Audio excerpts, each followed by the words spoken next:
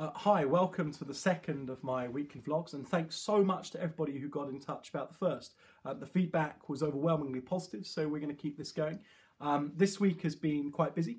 I did my first Facebook Live town hall meeting on Tuesday night, which got some really good engagement. Lots of people sort of came, asked questions. I did my best to answer it over the course of 45 minutes, so we'll keep those going, I think probably every other week, and hopefully people will find those useful. We've been getting casework coming in now, which is really satisfying. Great to be able to help people with any problems that they're having. And also some communities have come and said that they're having a problem in their village or their town, which they'd like me to help with. So I'll get engaged with that over the next week or so, and perhaps update you on some of those things in the weeks ahead. I also owe you an update on Weston Hospital. There's sort of two things to say. So firstly, on the A&E temporary closure at night, John Penrose, my colleague in the Weston-super-Mare constituency, he visited the Department of Health on Monday, met with health ministers and NHS England chiefs, made it absolutely clear to them that Weston's A&E cannot close overnight. It is a really important service that lots of people locally rely on, and as I understand it, the Department of Health and NHS England are going to come up with a plan for the long-term future of the A&E. They're going to do that as soon as possible, and certainly within 6 months, and I think that's good news, and I'm reassured to know that John has sort of really impressed the importance of the department, and he'll continue to have my support in making sure that we get the department open all the time, again, as quickly as possible. Secondly, on Weston, it's just been given £842,600 to deal with winter pressures next winter. That's great news. That's significantly more than it had previously, and I think it's just an indication of actually the government's commitment to that hospital. I think it'll make a real difference when we get into that season when demand grows so much. The other thing I wanted to talk about locally was the travellers in Shepton. Firstly, to say that it was great that they have now been moved on. I think Mendip District Council actually got through that legal process very quickly. And yes, of course, on the Tuesday when the travellers started to move, there was lots of concern locally when they forced entry to Collett Park, and it looked like they were going to set up an encampment there. But Mendip District Council and Avon and Somerset Police moved really quickly to get them moving again, and the police then even escorted them all the way out of the district. So that's great that that has now ended.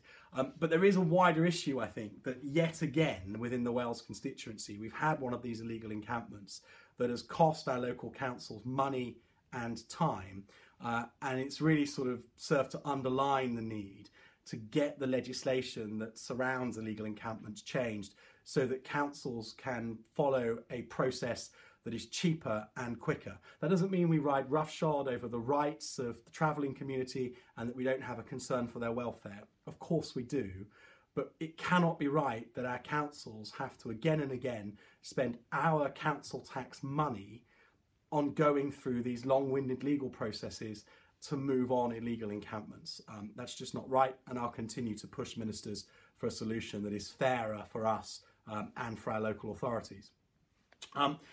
Nationally, Parliament was sort of clunking back into gear this week. I was sworn in for my second term as your MP on Wednesday, which was a huge honour. And then there was the Queen's speech and the debate that followed it. Anybody who says that there ain't much in the Queen's speech, I would sort of agree. Certainly there's not a big sort of slew of domestic legislation, but some of the non-Brexit bills are in their own right actually very worthwhile. It's just that clearly there's not very many of them.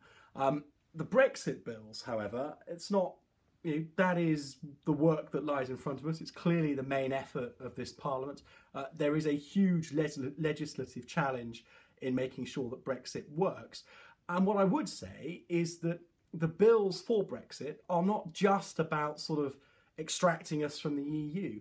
Very obviously, take the agriculture bill, for example. There are real opportunities for us to legislate in a way that, yes, facilitates our withdrawal from the EU and replaces the subsidy regime and environmental regulations, all that sort of stuff.